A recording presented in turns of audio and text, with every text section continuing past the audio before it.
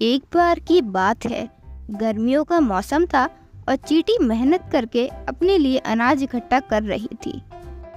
वह सुबह शाम अनाज इकट्ठा करने के लिए मेहनत करती रहती। उसने सोचा, धूप तेज हो जाए, इससे पहले अपना काम पूरा कर लिया जाए, फिर सर्दियों में दिक्कत नहीं होगी।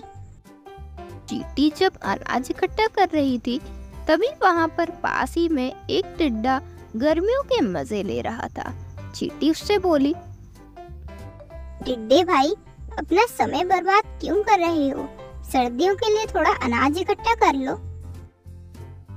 प्यारी चींटी, इतने सुहाने मौसम में क्यों इतनी मेहनत कर रही हो? आओ मजे करें।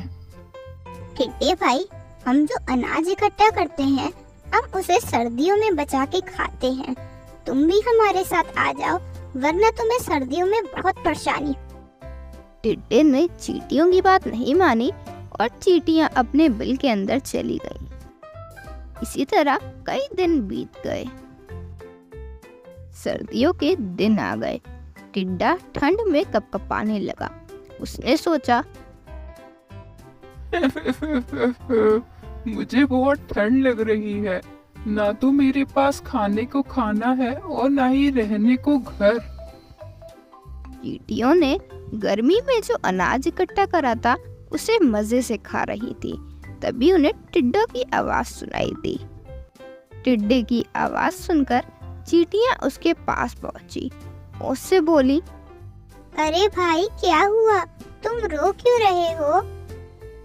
मुझे बहुत ठंड लग रही है और ना ही मेरे पास खाने को खाना है और ना ही रहने को घर।